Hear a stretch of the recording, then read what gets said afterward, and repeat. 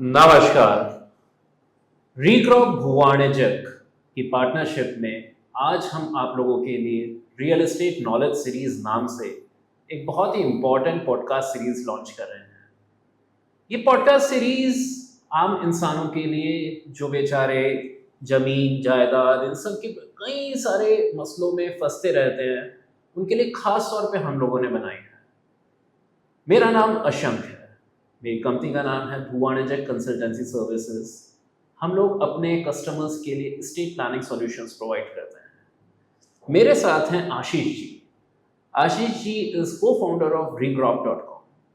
regrop एक 12 साल पुरानी कंपनी है जिसकी पूरी भारत में 60 के ऊपर फ्रेंचाइजी पार्टनर्स हैं जो रियल एस्टेट ब्रोकरेज का अलग अलग जगह पे काम करते हैं, देश भर के 52 जगह से ज़्यादा। आशीष जी ने अपनी ग्रेजुएशन IIM कोड़ीकोडे से करी थी और उसके बाद उनके को फाउंडर विवेक रामन जी के साथ उन्होंने 12 साल पहले रीक्रॉप की संस्थापना करी और आज की तारीख में इंडिया के एक बहुत ही prominent real estate brokerage firms में एक माना जाता है। तो आशीष जी के साथ आज हम थोड़ी सी बात करेंगे जमीन से रिलेटेड कुछ मसलों पे। नमस्कार आशीष जी। नमस्कार अशन जी। आशीष जी, एक चीज़ हम लोगों के कस्टमर्स को बार बार यहाँ पे नोएडा के खास तौर पे क्षेत्रों में आता है क्योंकि ये पूरी जगह जो है ना 1970s से पहले सिर्फ एग्रीकल्चर लैंड थी। तो जब भी कोई भी व्यक्ति कुछ भी लैंड खरीदना चाहता है अल्टीमेटली वो एक एग्रीकल्चर लैंड ही दिखता है जब भी उसे उस तरीके से वो कहीं पे भी क्वेरी करे। तो एग्रीकल्चरल लैंड जब भी कोई लेना चाहे, आपकी अपनी समझ से उन्हें किन किन चीज़ों का ध्यान रखना चाहिए? अशंक जी, अगर बात की जाए एग्रीकल्चर लैंड की तो इंडिया में सबसे ज़्यादा जो एसेट क्लास है रियल एस्टेट का वो एग्रीकल्चर लैंड का ही है, in terms of value as well as in terms of area. और अगर आप देखो इंडिया में जो सबसे ज़्यादा केसेस चल रहे हैं वो भी सबसे ज़्यादा लैंड के केसेस चल रहे हैं। बिल्कुल, है ना। तो जुडिशरी पे लैंड केसेस का बहुत ज़्यादा वेट है, बहुत ज़्यादा प्रेशर है। इसमें बहुत बड़ा कारण ये भी है क्योंकि लेते समय बायर बहुत बुलिश हो जाते हैं और बेसिक चेक्स को ध्यान में नहीं रखते हैं जो उन्हें एग्रीकल्चर लैंड को लेते समय ध्यान में रखना चाहिए। And not only in Noida, this is a problem all over India. Government has tried it's best कि ज़्यादा चीज़ें ऑनलाइन हो जाएं। They have tried many different initiatives like कि ब्लॉकचेन पे ले जाएं चीज़ों को, बट स्टिल बहुत सारे फ्रॉड्स इंडिया में होते हैं एग्रीकल्चर लैंड लेते समय। बिल्कुल, एक जमीन कई बार बेच दी जाती है, जिस जगह पे जमीन नहीं होती है उस जगह की रजिस्ट्री करा ली जाती है। बिल्कुल, मेजरमेंट कमियां ज़्यादा होते हैं, ऑलरेडी लोन चल रहे होते हैं, किसी दूसरे की लैंड होती है किसी दूसरे के नाम पे करा दी जाती है। So these are very basic checks जिन्हें आप कर इन चीज़ों से, इन इश्यूज से बच सकते हैं और अपनी एग्रीकल्चर लैंड को एंजॉय कर सकते हैं। एग्रीकल्चर लैंड बहुत लोग तो खेती के लिए ही लेते हैं, प्लस एक नया ट्रेंड अब इंडिया में आ रहा है कि एग्रीकल्चर लैंड लोग इसलिए भी लेते हैं कि वो अपना एक फार्म हाउस बना सकें, बिल्कुल, अपने लिए ऑर्गेनिक फार्मिंग कर सकें, प्लस लॉन्ग टर्म के लिए वेल्थ जनरेट भी कर सकें। क्योंकि आप देखो जब कोई एग्रीकल्चर लैंड लेता है और उसके आसपास से कोई गवर्नमेंट का बड़ा प्रोजेक्ट, बड़ा इंफ्रास्ट्रक्चर प्रोजेक्ट या प्राइवेट कोई बड़ा प्रोजेक्ट आ जाता है तो उस एग्रीकल्चर लैंड की वैल्यू भी मल्टीपल फोल्ड हो जाती है। बहुत सही बात करी आपने। और क्योंकि हम लोग नोएडा में बेस्ड हैं तो मैं यहाँ पे एक एग्जांपल भी दूंगा। जेवर एयरपोर्ट के पास एक टप्पल करके गांव है, उसकी जमीन बहुत ज़्यादा विवादों में रही है जी। पिछले 1 साल लगातार सुर्खियां रही है कि कोई ना कोई कॉलोनाइजर ने वहाँ का कुछ लैंड लोगों को दे दिया जो कि प्लॉट समझ के वो खरीद रहे थे, एग्रीकल्चर लैंड समझ के नहीं खरीद रहे थे, वो प्लॉट समझ के खरीद रहे थे। और उसके बाद पता चलता है कि उनकी रजिस्ट्री मान्य नहीं है, उनके घरों को अथॉरिटी वाले ढहा देते हैं। तो ये सब चीजें देख के तो आदमी की एकदम हिम्मत ही निकल जाए। तो ऐसे केस में आप क्या क्या चेक्स को यहाँ पे रिकमेंड करेंगे? यस, सो हम लोगों ने, हमारी रिसर्च टीम ने एक छोटा सा 5-6 पॉइंट्स का एक चेक बनाया है which is bare minimum and every जो भी आदमी एग्रीकल्चर लैंड लेना चाहता है उसे वो चेक जरूर कंप्लीट करना चाहिए। ये चेक वो इजीली खुद भी कंप्लीट कर सकता है, हालांकि उसे इसके लिए 3-4-5 दिन देने होंगे, या फिर वो लीगल सर्विसेज भी ले सकता है इसके लिए। ओके। इन लीगल सर्विसेज को देने के लिए भी हमने कुछ लॉयर से टाई अप कर रखा है जिनसे आप बात कर सकते हैं। They are at very low fees they completed. तो मैं उन चेक्स के बारे में सबसे पहले आपको बताता हूँ। देखिए, जब भी आप कोई भी लैंड लेने चलते हैं या कोई भी रियल एस्टेट एसेट लेने चलते हैं तो सबसे पहले आप जिससे भी ले रहे होते हैं उसे टाइटल डीड लेते हैं। बिल्कुल। टाइटल डीड होती है वो रजिस्ट्री जो ऑलरेडी पहले उसके नाम पे हो चुकी है। तो जो आप टाइटल डीड लेते हैं तो बहुत सारी केसेस ऐसे हैं जिसमें वो टाइटल डीड कई बार फोर्ज्ड होती है, कई बार ओरिजिनल नहीं होती है। तो आप जब भी टाइटल डीड लें उसे एक तो कंप्लीटली ध्यान से देखें, उसे पढ़ें, प्लस उसकी सर्टिफाइड कॉपी लोकल तहसील से, सब रजिस्ट्रार ऑफिस से उसकी एक सर्टिफाइड कॉपी जरूर निकलवा लें कि जो आपको पेपर मिले हैं, टाइटल डीड मिली है, वो title deed, registered deed actual है या नहीं है। अब आज की तारीख में एआई के ज़माने में फ्रॉडुलेंट डॉक्यूमेंट्स क्या, लोगों की फेक आइडेंटिटी, फेक वीडियोस ही बना दिए जाते हैं। तो यहाँ पे तो जहाँ आप बोल रहे हैं फेक डॉक्यूमेंट्स बनने की बात, तो हमारे एआई के महारथी तो इसमें क्या क्या चीज़ें फेक नहीं कर सकते। और ग्रामीण परिवेश की बात करें तो ये चीज़ें और भी आसान हो जाती है क्योंकि लोगों की अवेयरनेस भी कम होती है। तो अब आपने बोला कि उस केस में हमें तहसीलदार से उस चीज को वेरीफाई कराना चाहिए। सब रजिस्ट्रार ऑफिस से आप उसकी सर्टिफाइड कॉपी निकलवा सकते हैं जस्ट बाय गिविंग द खसरा नंबर एंड उस रजिस्ट्री की कुछ डिटेल्स देकर आप उसकी सर्टिफाइड कॉपी अप्लाई कर सकते हैं। In some states like Karnataka, Uttar Pradesh, you can get it online also. तो ऑनलाइन होने से बहुत आसान हो गया है बायर्स आप बोल रहे उत्तर प्रदेश में ऑनलाइन? यस, उत्तर प्रदेश में उत्तर प्रदेश की ऐसी छवि तो नहीं रही। काफी तेजी से चेंज हो रहा है गवर्नमेंट सिस्टम भी हमारा। इंडिया बहुत तेजी से ग्रोथ कर रहा है।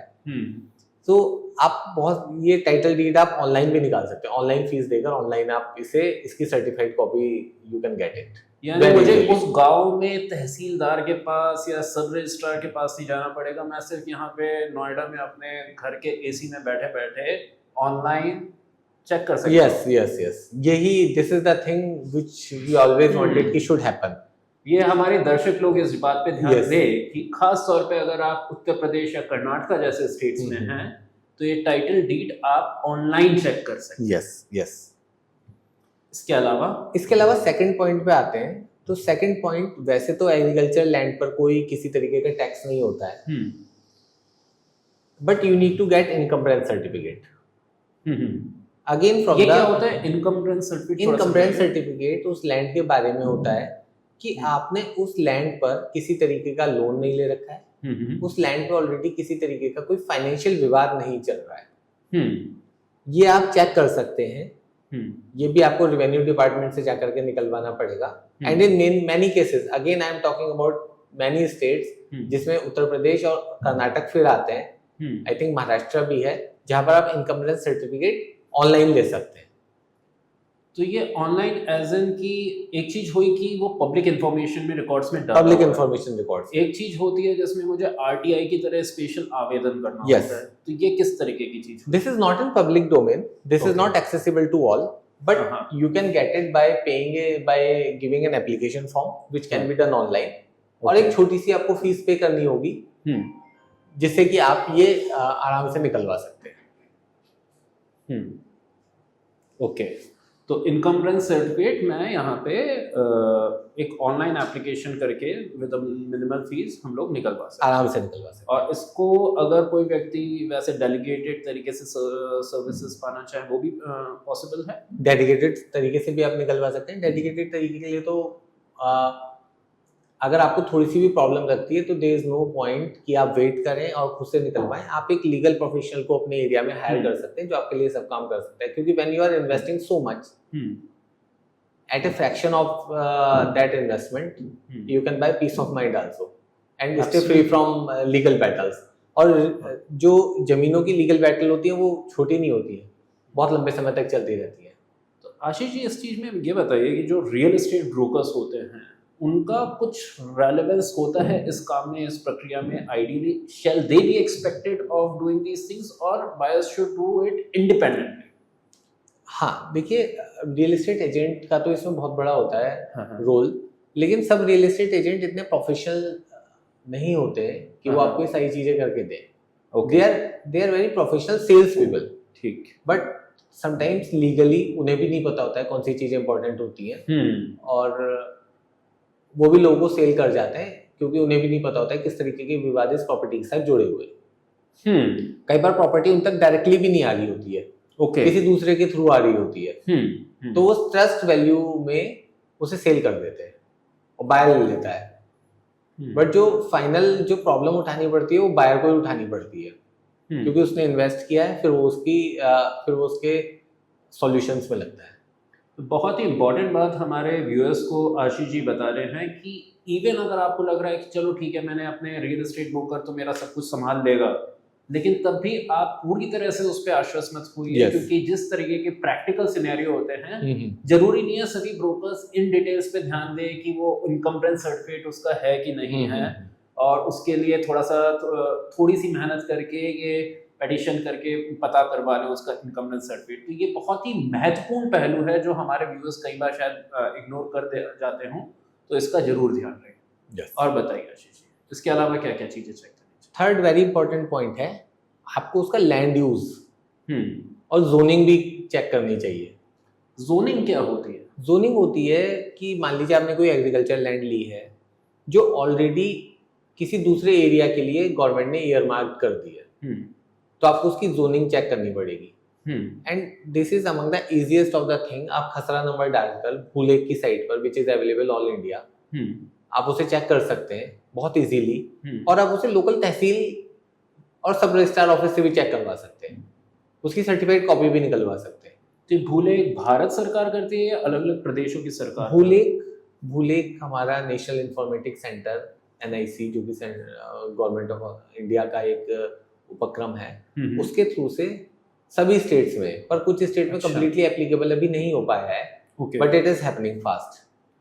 अच्छा जी, तो ये जोनिंग ये बताएगी कि ये लैंड एग्रीकल्चर है या ये लैंड एग्रीकल्चर है या ये लैंड इंडस्ट्रियल एरिया में चली गई है। लाइक जैसे आप उसे लेकर के अपना फार्म डेवलप करना चाहते हैं, you want to do cultivation for long, या आप सोचते हो कि कभी मैं उस पर अपना पूरा डेयरी फार्म बनाऊंगा, और बाद में आपको पता चलता है लेने के बाद कि ये तो इंडस्ट्रियल एरिया के लिए ईयर मार्क्ड है, तो it becomes a problem for you. तो ये चीजें कब कैसे बदल जाती? मान लीजिए आज की तारीख में ये वाला लैंड से एग्रीकल्चर है, और कभी और नोएडा अथॉरिटी का मूड हुआ और उन्होंने उसे नोटिफाई करके कमर्शियल बना दिया, रेसिडेंशियल बना दिया, तो यहाँ पे मतलब आदमी सर्टेन कैसे हुए कि आदमी सर्टेन हो सकता है मास्टर प्लान से। ओके, आपको चेक करना पड़ेगा कि उस सिटी का गवर्नमेंट का master plan as on date क्या है। खैर government is the ultimate custodian of land in India, तो गवर्नमेंट के प्लान आते हैं तो कभी भी आपका लैंड यूज चेंज किया जा सकता है, जोनिंग चेंज की जा सकती है, बट आप आज की डेट में सर्टेन हो सकते हो कि आज हमारी इस लैंड यूज और जोनिंग क्या है। तो आप जिस डेट पे लैंड ले रहे हैं उस डेट पे आप सर्टेन होने की कोशिश करें, वो आप चेक कर सकते हो खसरा नंबर और इन चीजों को भूलेख पे जाके चेक करके। तो हमारे यहाँ जैसे हम लोग कई बार देखते हैं कि गांव से जब भी कुछ भी लैंड एक्वायर करती है अथॉरिटी, तो उसमें 5% आबादी प्लॉट्स वगैरह होते हैं। तो अगर कोई व्यक्ति वो आबादी प्लॉट्स को ले रहा है या वहाँ पे कुछ कमर्शियल को ले रहा है, तो इसमें वो भी स्पेसिफिक्स आते हैं कि ये देखिए ये मतलब ये रेसिडेंशियल के लिए गवर्नमेंट ने उसे अप्रूव कर रखा है या ऐसे कमर्शियल के लिए कर रखे हैं, तो उस नुआंसेस में उसे उस नुआंसेस को आप चेक कर सकते हो, और ये बिल्कुल ऑन टाइम अपडेट करती है। बिल्कुल ऑन टाइम अपडेट रहता है, आप इसे रिलेवेंट वेबसाइट्स पे जाकर चेक कर सकते हो अथॉरिटी। ठीक है, इसके अलावा और क्या हमें चेक करना चाहिए? इसके अलावा एक बहुत इंपॉर्टेंट पॉइंट है, जैसे मैंने पहले बताया कि एग्रीकल्चर लैंड पे तो किसी तरीके का टैक्स नहीं है, but in many states in India panchayat agriculture land पे टैक्स लगाती है। अच्छा, टू फंड देमसेल्व्स। ओके, तो आपको पंचायत ऑफिस में जाकर आप ये भी चेक कर लें कि उसका जो टैक्स है, टैक्स रिसीट्स हैं, जो टैक्स उस पर लेवी किया जा रहा है वो अपडेटेड पेड हो रखा है या नहीं हो रखा है। अच्छा, तो पंचायत क्या भारत की इतनी ऑनलाइन अपडेट रखती है? ये आप ऑनलाइन अपडेट नहीं कर पाएंगे। देखिए, आप जो भी लैंड है आप उसे देखने तो 1-2 बार जाएंगे ही जाएंगे, जी जी जी। और उसी विलेज में जाएंगे। जी। तो अगर आप वहां से प्रधान ऑफिस चल जाते हैं, पंचायत ऑफिस चल जाते हैं, तो it is not a big deal. इसमें आपको बहुत टाइम नहीं लगेगा, एंड यू कैन अच्छा। Get it check very easily. तो ये आसान है, क्योंकि लोगों को दिमाग में एक संशय होती है, अरे यार हम गांव के प्रधान ऑफिस में जाएंगे, वहां पे तो पता नहीं व्यवस्था भी होती है नहीं होती हाँ, है, वो देखिए, टाइम पे रिकॉर्ड भी देंगे नहीं आप देंगे। जहाँ भी लैंड ले रहे हैं, जी। जैसे मैंने पहले बताया, आप 1-2 बार उस गांव को देखने जाएंगे, और आप उस गांव के आप you will be a part of that village ecosystem only. Definitely तो बहुत अच्छा होगा कि आप उस जमीन को लेने से पहले एक बार पंचायत ऑफिस में जाकर के मिल लें और चेक करा लें कि टैक्स अपडेटेड जमा है या नहीं है। ओके, ठीक है। और अगर ये प्रक्रिया हमने नहीं करी तो इसके क्या रिपरकशंस हो सकते हैं? ये प्रक्रिया अगर आपने नहीं करी तो इनमें से किसी भी स्टेप के रिपरकशंस हो सकते हैं कि वो लैंड आपकी रजिस्ट्री तो हो जाएगी। हाँ। हो सकता है रजिस्ट्री होने से पहले ही आपको पता लग जाए कि रजिस्ट्री नहीं हो पा रही, और अगर रजिस्ट्री हो जाती है और आपको किसी तरीके का लीगल इश्यू उसमें आ जाता है, हाँ। तो you will not be able to hold that land. आप उसे यूटिलाइज नहीं कर पाओगे जब तक वो केस सबजुडाइज रहेगा। तो हमारे यहाँ एक बड़ा फेमस केस हुआ था येडा में, जहाँ पे जो डेवलपर है, बहुत ही प्रसिद्ध डेवलपर, उसने लैंड भी पूरा लिया, अथॉरिटी से पूरा लैंड लिया। लोगों ने वहाँ पे प्लॉट्स वगैरह भी ले लिए डेवलपर से, कि एज्यूमिंग की अथॉरिटी से ही उन्हें सब कुछ मिला है, और बाद में पता चला कि गांव वालों को कंपनसेशन नहीं मिला था। तो इस एवज में उनकी प्लॉट्स की रजिस्ट्री तब तक नहीं हो सकती जब तक वो गांव वालों को वो ना दे। तो ये सब चीजें अब यहाँ पे कहाँ पे फिट होती हैं? देखिए, ये वाला जो केस जो आपने बताया है, ये केस तो तब है जब बिल्डर ने अथॉरिटी से जमीन लिया और आपने बिल्डर से ले रहे हैं। ओके। तो उस केस को सॉर्ट आउट करने की जिम्मेदारी बिल्डर और अथॉरिटी की, most of the case authority की रहती है, खासकर अगर येडा की बात की जाए। हाँ। लेकिन मैं आपको बताता हूँ, हमारे एक जानने वालों ने करीबन 5 एकड़ लैंड हाँ। ली थी ईस्टर्न यूपी में, हाँ। जिसपे वो अपना फार्म हाउस बनाना चाहते थे, एग्रीकल्चर करना चाहते थे। दे लिव इन लखनऊ, और उन्होंने पास में ली कि कभी जाके वहाँ पे मड हाउस वगैरह बनाएंगे, गाय वगैरह पालेंगे और अपने पेड़ लगाएंगे। लेकिन लेने के बाद, रजिस्ट्री होने के बाद, उन्हें पता चला कि उस पे एक और दावेदार आ गया है जिसने कहा कि इस जमीन में कुछ पार्ट उसका था। और उसने उस रजिस्ट्री के अगेंस्ट, उस रजिस्टर्ड लैंड के अगेंस्ट एक लोकल कोर्ट में केस कर दिया। तो वो केस जब तक सॉर्ट आउट नहीं होगा तब तक they are not able to use that land. तो बड़ी विषम परिस्थिति है। गांव में तो वैसे ही सबकी जॉइंट फैमिलीज ये होती विषम है, परिस्थिति, ये तो कोई भी विषम claim कर दे। परिस्थिति जी, ये विषम परिस्थिति होती है, और विषम परिस्थिति से बचने के लिए ये लीगल चेक्स होते हैं जो आपको चेक कर लेने इस केस में पॉसिबली जिनका आपने एग्जांपल दिया, ये महाशय ऐसी क्या एक्टिविटी कर सकते थे लैंड लेने से पहले कि इस चीज का फॉलो आउट ना होता? उन्होंने बहुत सारी चीजें नहीं करी थी। उन्होंने लैंड मेजरमेंट, लोकल रेवेन्यू, जो भी लोकल रेवेन्यू ऑफिसर थे, पटवारी थे, उनके साथ जाकर लैंड मेजरमेंट एग्जैक्ट नहीं कराया था। ओके। तो लैंड मेजरमेंट में बाद में प्रॉब्लम उन्हें मिली। ओके।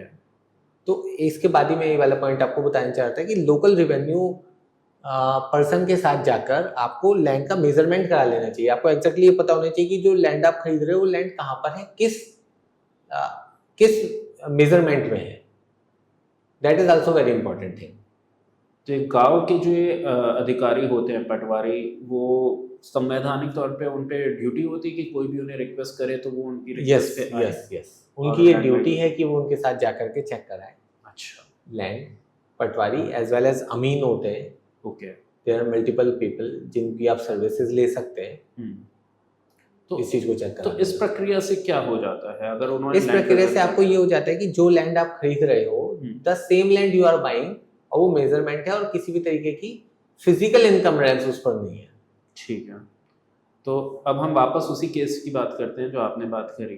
तो जहाँ पे प्रॉपर्टी पे किसी ने एक मालिकाना हक क्लेम कर दिया, अब वो वाली चीज कैसे सॉर्ट आउट हो सकती है? जितने भी वो अगर उन्होंने इनकम्बरेंस सर्टिफिकेट लिया होता प्रॉपर, और प्रॉपर लैंड मेजरमेंट कराई होती, तो revenue official would have told कि इस लैंड में थोड़ा सा पार्ट इनका भी है या उनका पार्ट दूर है, तो that thing would have been clarified.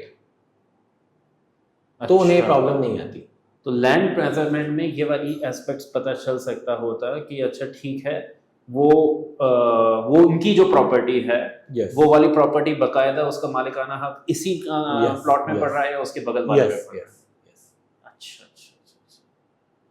बहुत बढ़िया। और क्योंकि गांव में जो खाते वाली जमीनें होती हैं उसमें एक बहुत बड़ी चीज होती है कि एक खाते में 4 या 5 लोग होते हैं, 4 या 5 भाई होते हैं, बट उनका प्रॉपर डिमार्केशन नहीं हुआ होता है कि कौन सी लैंड किसकी है। तो अगर आप एक एरिया उसमें से ले लेते हैं विदाउट डिमार्केशन, तो वो हमेशा ससेप्टेबल बना रहता है कि कोई बाकी बंदा आकर उसमें केस कर सकता है कि that part has been taken from his land.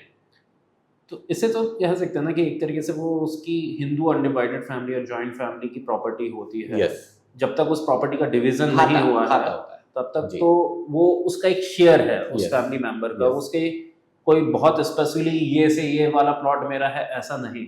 Yes, तो कहीं ना कहीं इस पूरी प्रक्रिया में ये भी जरूरी हो गया कि उस लैंड को जिसको हम परचेज कर रहे हैं वहाँ पे अल्टीमेटली वो अनडिवाइडेड फैमिली के हिसाब से किसका मालिकाना हक है और उस Yes. व्यक्ति विशेष का एक्चुअली उसे डिवीजन के थ्रू मिला भी है कि नहीं यस, मिला। यस। तो ये सारी चीजें आपको लीगल चेक्स के थ्रू चेक करनी पड़ेंगी। हम्म। अदरवाइज वेरी मडी वाटर्स, काफी ग्रे एरिया है इसमें, लेकिन प्रॉपर लीगल चेक से, प्रॉपर ड्यू डिलीजेंस से आप इसे क्लियर कर सकते हैं।